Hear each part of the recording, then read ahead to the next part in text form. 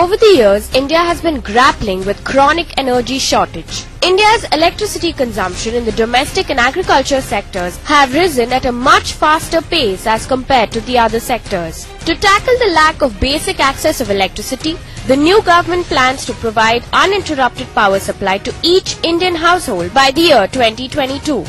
Taking this into perspective, the 5th World Petrocoal Congress was held recently. The 3-day event World Economy. The welcome address was given by Anil Razdan, former Secretary of Power, Government of India.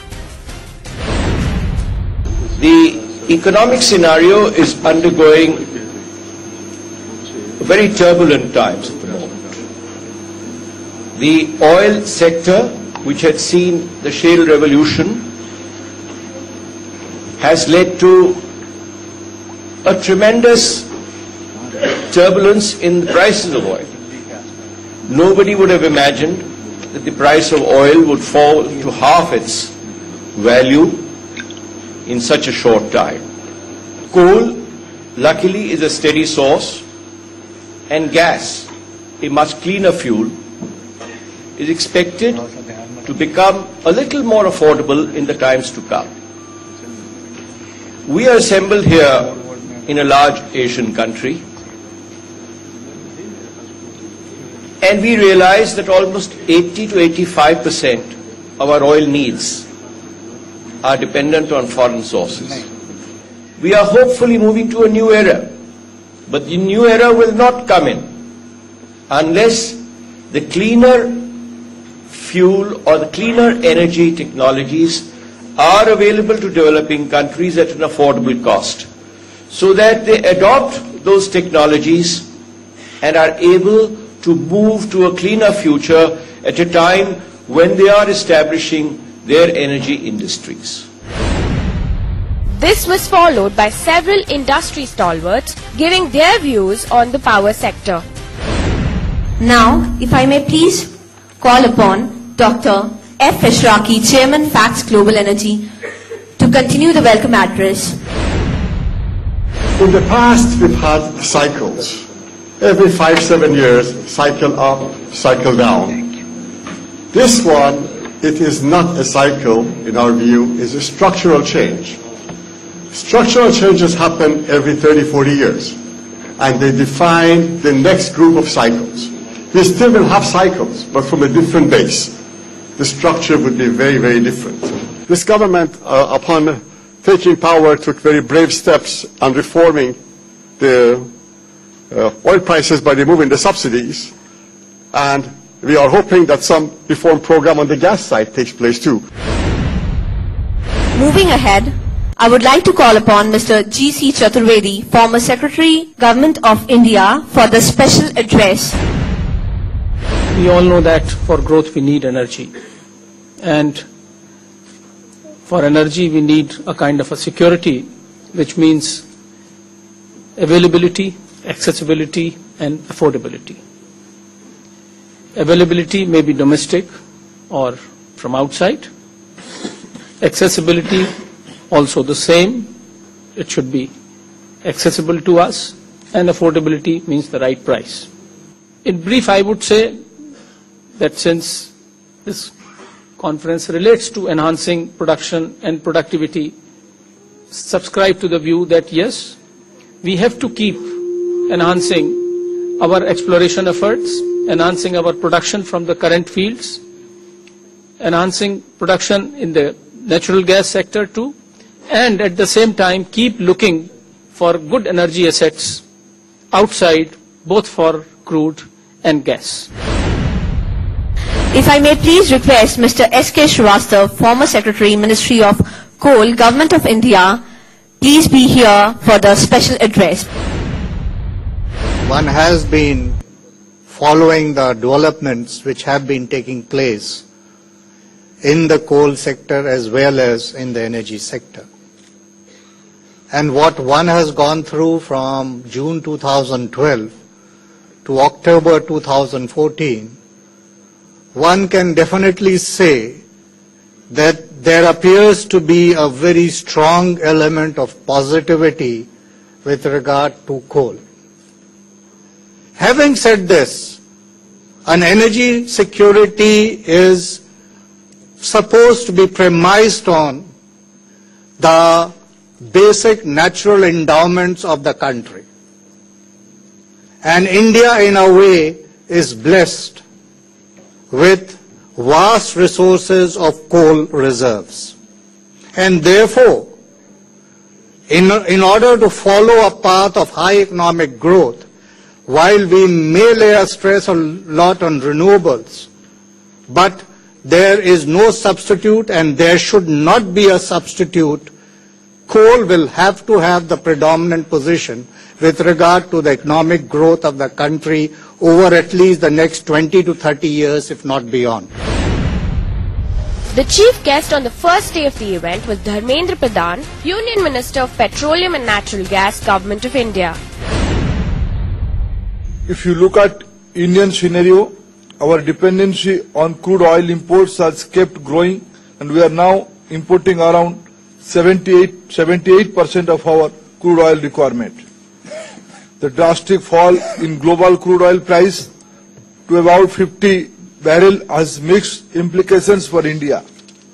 While it is good from point of view of consumers in India, continued low price of crude oil for a long period generally acts as a disincentive for investment in E&P sector, particularly in difficult geologies. This is a very complex issue, having significant bearing on our national economy, and I want to assure you that the government is keeping a close watch on crude prices. I believe that we as a nation must strive to promote efficiency in our hydrocarbon production and processing, adopt the best conservation measures, and try to achieve forex neutrality in commercial transactions to the extent possible.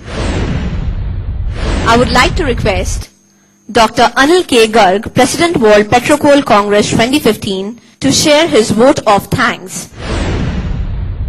It is my proud privilege to thank each and everybody, starting from Honorable Minister, Ministry of Petroleum and Natural Gas, Ministry of Coal, Ministry of Power, Ministry of Earth Sciences, and Ministry of Science and Technology, who has helped me and supported me.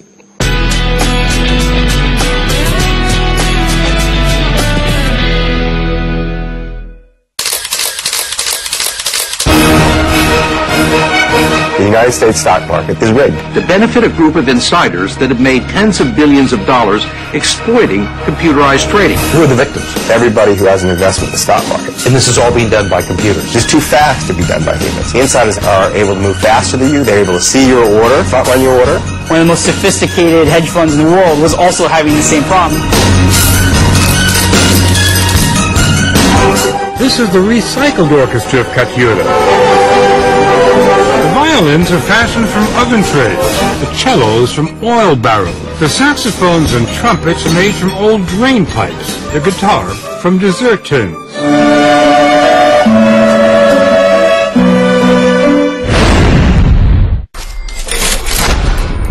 36 Rafale jets fly away condition में जल्द से जल्द दोनों सरकार के समझौतों के माध्यम से खरीदने की बात की है. Let me quickly read out from the MEA statement. The two leaders agreed to conclude the agreement for supply of the aircraft on terms that would be better than conveyed by Dassault Aviation as part of a separate process underway. Clearly now this is a different set of planes, and the 126 fighter aircraft Dassault could be in the game for that also, or might not be in the game for that, and this is a separate deal altogether.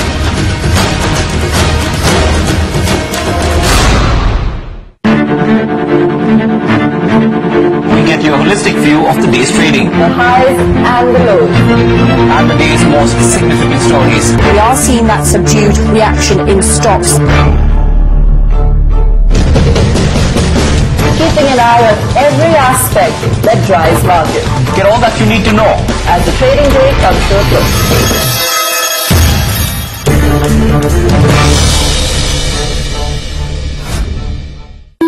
Presented by BSE Investors Protection Fund.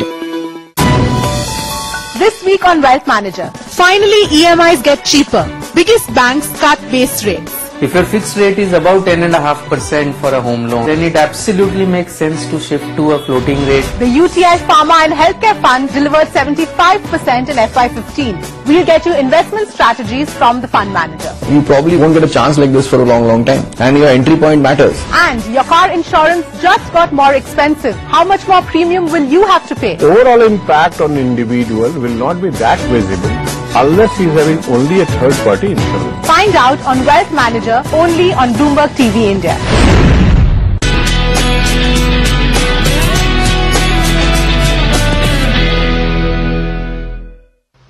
Tom Alvini, CEO Vedanta Resources, gave his address. And already we've witnessed a correction in the oil and gas production capital expenditure in the U.S. and elsewhere. For example, in the U.S., up until about 2 weeks ago, we saw about a 16% decline in the number of active offshore drilling rigs, and that count of reduction increases weekly. India, too, could see a significant improvement in productivity and increased willingness by companies to deploy high-end technologies for enhanced oil recovery, which will help realize the full economic potential of our country's natural resources. India, like the U.S., should embrace the private sector in fully exploiting unconventional resources. And I'm pleased to see in the agenda of the next update is going to be a good discussion about what private companies, but also what technology can do to fully develop these unconventional resources that are not being fully considered in India today. The key speaker for the first plenary session was Sanjay Joshi, Director, Observer Research Foundation. When the whole world actually, we've been talking about disruptive technologies coming in solar, we've talked of graphene technologies developing which will make solar cells too cheap to meter. The biggest gainers ultimately in this maelstrom will be those who are going to seize the moment. This is indeed the time to launch the narrative for a new India. The Prime Minister has said, Make in India is going to be the new slogan. So Make in India, yes, can be the narrative for a new India which generates sufficient opportunities, sufficient jobs for the 1 million people who enter his workforce every month. The key speaker for the second plenary session was Partha Bhattacharya, former CMD, Coal India Limited. The new government has embarked upon a plan of power for all 24/7 by 2020. That's the formal plan they have announced. If we look at what it means, today we are supplying, our consumption is about 940 units per capita. And at that level, we don't meet the requirement at all of 35% of Indians. They don't have access to electricity. And for the rest who have access, it is not 24/7, it's far short of that. I think a 10% kind of a growth rate may not be impossible. I mean, that's the max that I think that can happen. So at 10% growth rate in 5 years' time, Coal India should be at about 800 million tons. Following this, Arshad Syed, President for India and Mongolia, Peabody Energy, gave his address. If I look at just the number of people who are without energy access today, about 3.5 billion people still live without proper energy access. As we look to the number of areas that can resolve this, coal is actually at the center of it. Coal is accessible, it is available, and it's affordable. And the use of 21st century coal will be vital to this effort. The key speaker for the third plenary session was Professor Robert C. Armstrong, Director, MIT Energy Initiative. There's also a rapidly growing transportation market, particularly in countries like India and China, and that's going to drive need for more transportation fuels, natural gas being a particularly convenient fuel that we might use. So in summary, these super high efficient engines that use natural gas derived methanol could give us about a 30% efficiency gain over CNG engines, along with some advantages in additional lower cost vehicles, lower fueling infrastructure costs, and longer range than CNG. These might enable much larger use of natural gas-based fuels in light-duty vehicles, They could also significantly expand the use of natural gas-based fuel in heavy-duty vehicles, as we discussed in the diesel truck swap-out. And then lastly, greenhouse emissions could be reduced somewhat relative to oil-derived diesel. Following this, Jim Nicholson, Senior Vice President Argus, gave his address. Any assessment of the LNG market, you have to start looking at the supply, and the story of the past few years and the story of the next few years is going to be a big increase in the supply of liquefied natural gas available to consumers in the global market. That's been driven recently and is going to be driven this year mainly by additions to production from Australia. I've listed a few of the projects here, but as you look down the list, you can see the first quarter of next year, 2016, we have the first US export terminal coming on stream at the Sabine Pass in Louisiana, and that's going to be followed, all things being equal, in 2017 by up to 3, potentially more, but we think realistically probably another 3 export terminals from the United States. We should see more disconnect between Atlantic and Pacific basins in the coming year, but that may not last. Finally, I think just to reiterate, a move to LNG spot indexation in long-term contract pricing is probably a good goal to aim for, because that should ensure a competitive and efficient marketplace. I'm not sure how I did for time, but thank you very much for your attention. The chief guest on the second day of the event was Anand Kumar, Union Minister of Chemicals and Fertilizers, Government of India. Unfortunately, world over and more so in India, the entire pyramid is topsy-turvy. Therefore, the first purpose of this World Coal Conference is to set right this pyramid, which is topsy-turvy. Therefore, the investment is required. And investment can come from public sources, can come from private sources, and when it comes from the private sources, it requires an incentive. And I will definitely speak to our Honorable Minister for Finance after this conference, Sri Arun Jaitley ji, that there is one sector which will flip the human resource development in India, especially in petro coal and energy sector, which requires investment incentives for human resource development. We talk of Green Revolution 1, Green Revolution 2, like that it is Brain Drain 1 and Brain Drain 2.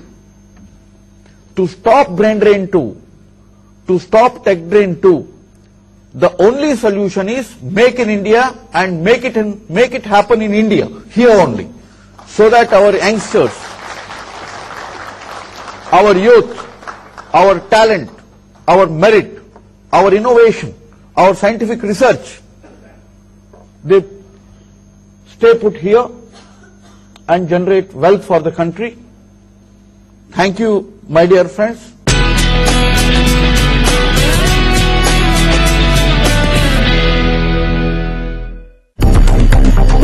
As India charts a new course, there is a renewed focus on crucial sectors. The government policies are looking good. The real issue is infrastructure, infrastructure, infrastructure.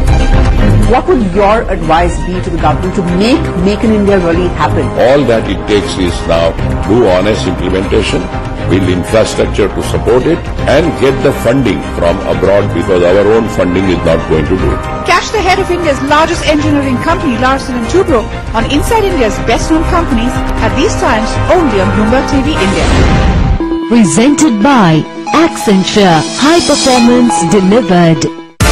The Indian luxury jet charter business had shown a lot of promise at one time. Is it still holding strong? We also take a look at India Inc.'s favorite private jet and all the stunners from the ongoing New York Auto Show.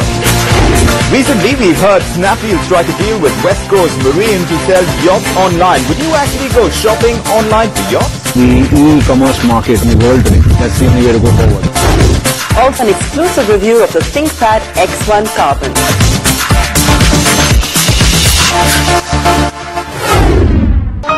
Loans become cheaper, we tell existing borrowers and future loan seekers their plan of action. Even if the consumers were to take the loan now and there is a further rate cut later in the year, which is expected, and the rates go down, it's very easy for them to transfer the rates if their bank does not do it proactively.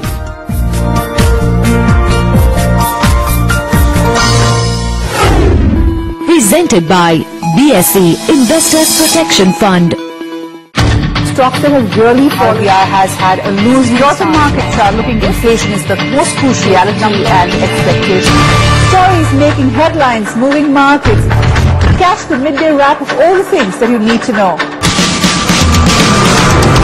Get a sense of things to come with newsmakers and experts, analysis and insights. Stay ahead with me, Minnie Menon, for a holistic take on all that matters.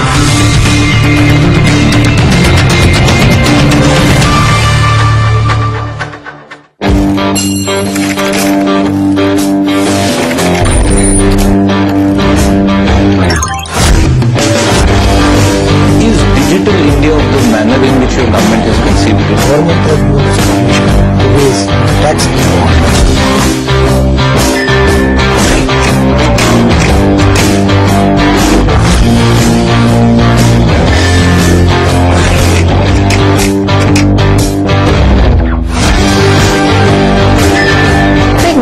that every Indian is very to invest 100% with the newly enlisted. The big questions we are asking today. The country's largest lender, SBI, is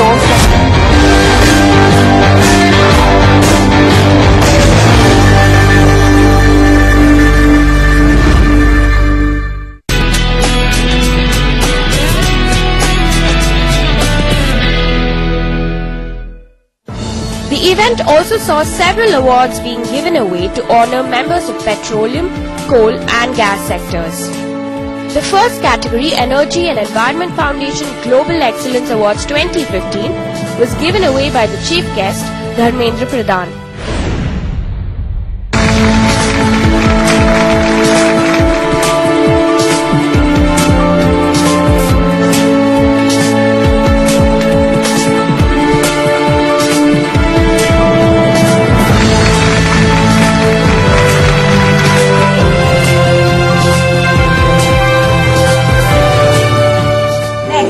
Petroleum sector, we have Ms. Nishi Vasudeva, Chairman and Managing Director, Hindustan Petroleum Corporation Limited.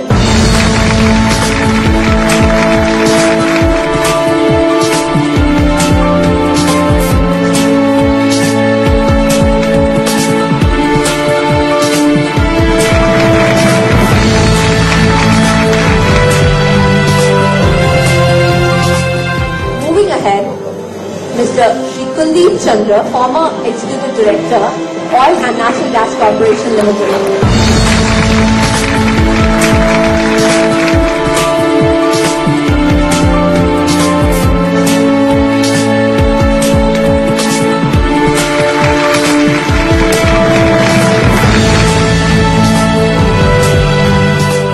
Moving ahead to the coal sector, Shri S.K. Srivastav, former Secretary, Ministry of Coal, Government of India.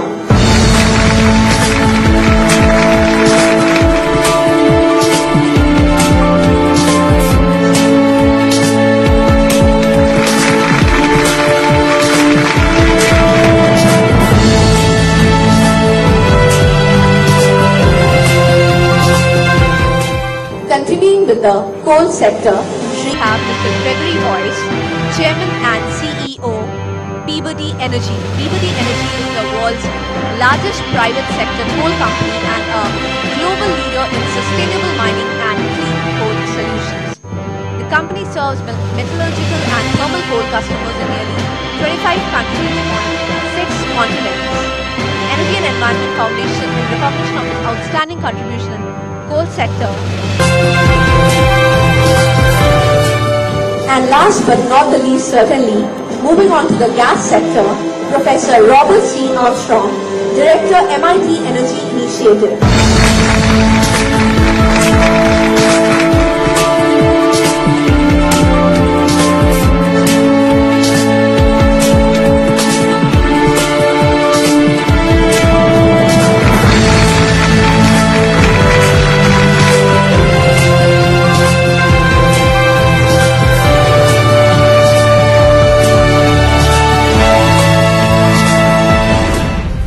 Energy and Environment Foundation Global HR Skill Development Award 2015 was given away by the Union Minister of Chemicals and Fertilizers, Anant Kumar.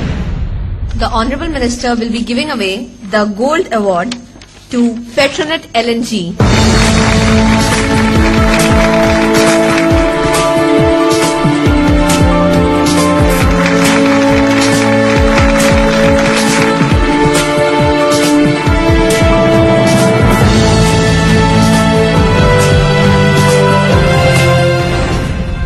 The last category for the day was Energy and Environment Foundation Global Awards in Safety, CSR and Clean India. We'll start with the first award for the day, which is the Platinum Award for Safety, which goes to Hazira Plant Oil and Natural Gas Corporation Limited.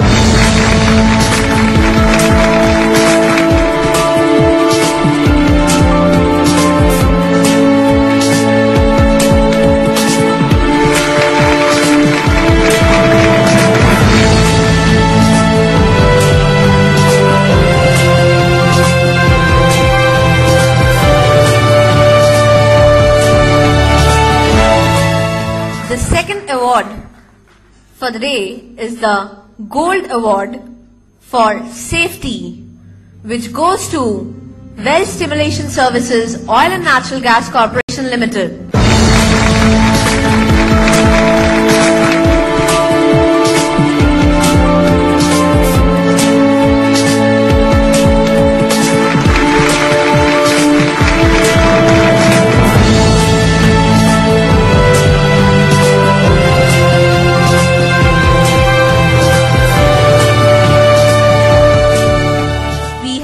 One more Gold Award for the category of Safety, which goes to Sivasagar Assam Oil and Natural Gas Corporation.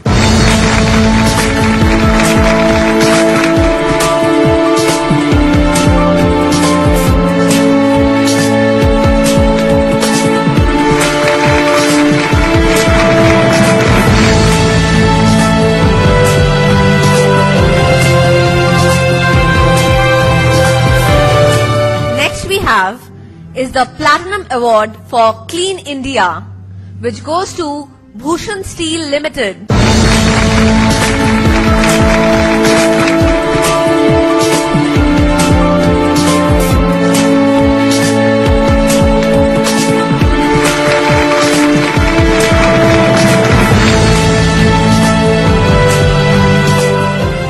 Next is the Platinum Award for Clean India for Corporate Health, Safety and Environment, Oil and Natural Gas Corporation.